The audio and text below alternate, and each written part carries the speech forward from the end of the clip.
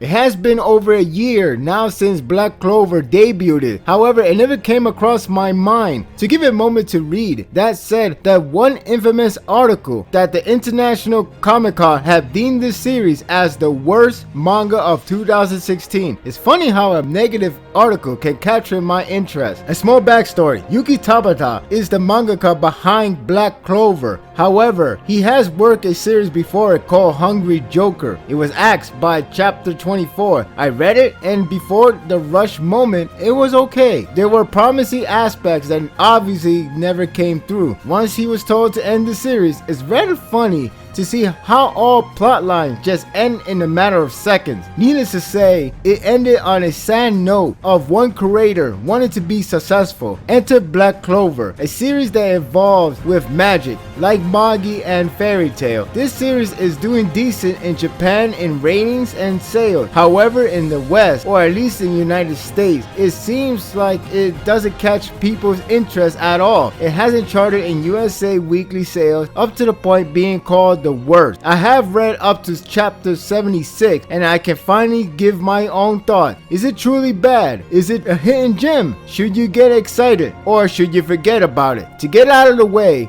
no, it is not the worst manga of 2016. It is not even that bad. However, I can see why, and it is a bit of a mixed bag. The story has Asta and Yuno abandoned together at a church where they were raised until age 15. Yuno is considered a genius as he is a magic professional. However, the protagonist Asta has no magic at all, yet he vows to become Magic Emperor, basically the king of magic. Their life changed when Yuno receives a book that contains 4-leaf clover, a special case as it is deemed as a phenomenal attribute. Soon enough, Asta receives a 5-leaf clover grimoire, a black clover, a unique power that grants him the anti-magic ability. Thus, the story begins their journey to reach the goal of becoming Magic Emperor. Yes, it is very familiar and it is very simple. There's nothing wrong with simplicity. In fact, it's fine to have little to no complexity. As of now, the story is very straightforward. And of course, it isn't always about reaching a dream. Instead, we do come across a series of events that have the protagonist Asta and his friend the Black Bull to do the job.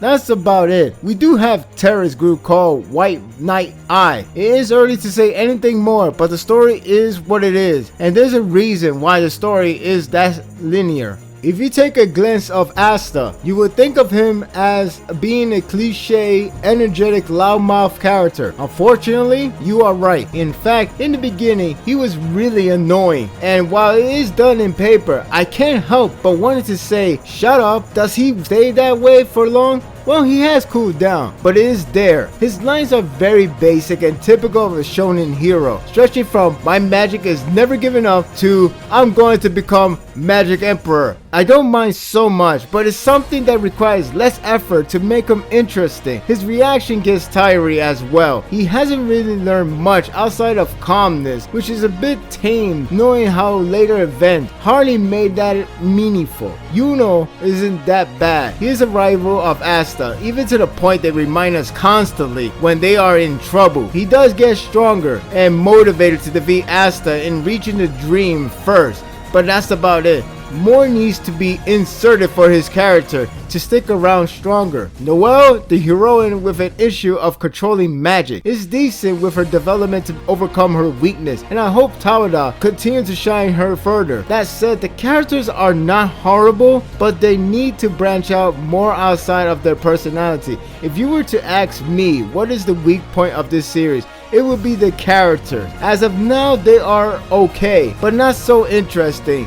Though I do like Yami Tsukihiro, the captain of Black Bull, because he is badass. Come across as a not caring guy, yet he can really kick ass. Speaking of Black Bull, they are regarded as the worst squad of the organization. I guess I could appreciate some of them thanks to the latest arc. However, they are shown very much of a single dimensional traits and less of chemistry. The backstory aren't interesting and as straightforward as it can get. It's not that they need to be really sad and tragic, but it has the sense that Tabata wants them to be there for comic release segments more so than curious on what would they develop on and how. The romance is a harem style with 3 and counting women already loving Asta in their own way. Noelle is the love interest and she's fine in this role. Others seem to happen out of nowhere, especially the typical big boss woman Mimosa. Asta already have a love in mind with sister back in orphanage, so basically this is taken as a gag until something serious come along the way. It's serviceable. Once again, it is early in the series, but with the protagonist continues on rambling on the similar basic dialogues, many characters being there just to use their personality for comic relief, and some of them can be annoying to others, myself included. It can be challenging to endure. They can be fun, but they need depth. That said, I do believe the pacing may be the fault to this problem.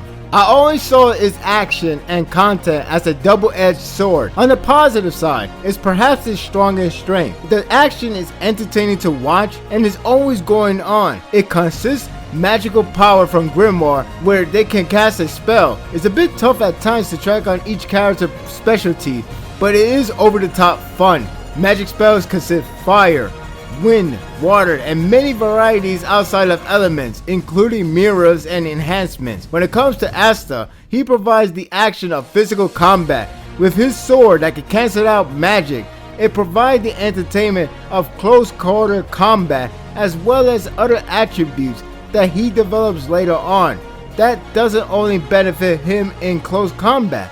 There are cool moments where teamwork actually comes in handy, and it provides more stylish way of action with magic and physicality. It doesn't consist too much strategy, but similar to the 70 Deadly Sin, it's over the top frenzy. That all being said, the negative is something that is troubling if Tabata was to create a strong depth universe. Although we are only 76 chapter in, it is worth mentioning that almost if not all arcs have the tendency to get to the action immediately. It is good if you want to keep it on entertaining the fans. However, for those who want more out of it, you may not get much. The weakness of getting into action right away is that the characters don't have the time to build themselves or see it as more than your first standard impressions. In short, what you see is what you get. Usually you see more of that person and you get to know more of them, as well as starting connecting. Here, I find it a bit difficult to connect with anyone.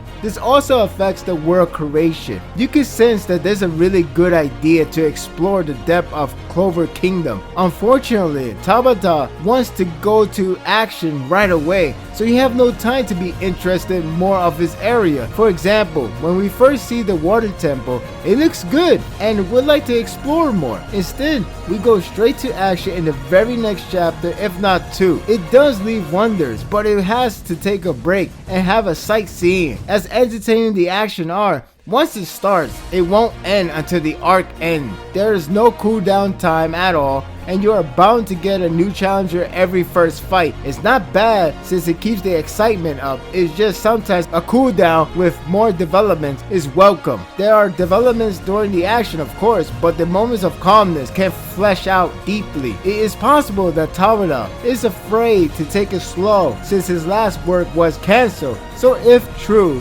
I can't blame him. The art is also one of the greatest strengths of the series. There may be times that the background blends too well with the characters that you can lose track on their whereabouts. It often come out clean and eventful. There's plenty of large-scale attack and the details are really good. From craters destruction to explosions, it's like watching a summer mindless action movie. The character design are nicely detailed, and while there are facial structure that seem too familiar, it is fortunately helped by his armory design, such as Williams. All in all, they do have a neat design to keep it appealing. If I have to nitpick, it would be the facial expression being limited. It's usually a comedy face of yelling, a surprise star, and a cool, never giving up look. It's as if the mangaka can't draw utter expression, especially for Asta. Therefore, he won't express other kind of emotion. Until then, it feels limited. People like to say this series is a copy of Naruto or any shonen you can possibly name. In my opinion, it's a case of what's been done before will repeat in its own fashion. It's equivalent to saying The Simpsons did it, when in fact practically everything has been done already. It's more about what we rarely see, more so than what's truly unique. That said, Black Clover is by no means a bad manga. However, I find it to be a fair to decent manga at this time. It can change over the course as the series continue to progress, and perhaps Tabata will display something very interesting. The way I see it, Black Clover is hitting the right mark from a guideline of a shonen. My Hero Academia is more of a done before but nicely executed, as Black Clover is more in line fitting the basic level of writing. The potential is up in the air, as you can see the world being created as something you wish to know more. Characters outside of Black Bull having potential to be really interesting, and the action can continue to be entertaining. As of now, it's a summer mindless action movie that I can see people getting into. If you like that, give it a try. If you're searching for something beyond that level, such as deep story, complex characters, or more above the standard level, you will have a hard time reading this. I will continue to follow this series, and perhaps one day it will blow away my impression. I could end up being a fan. You never know. It's one magic I would like to see Black Clover break. Thank you for watching this video. If you like this video, leave a like. If you have more questions about this series, or you want to suggest a series that's not just a mainstream, leave a comment below. I would like to take a look, and perhaps I will read or watch them and give another video similar to this. If you like this and want more of this, subscribe to my channel and my world will be yours to stay. Until next time, take care.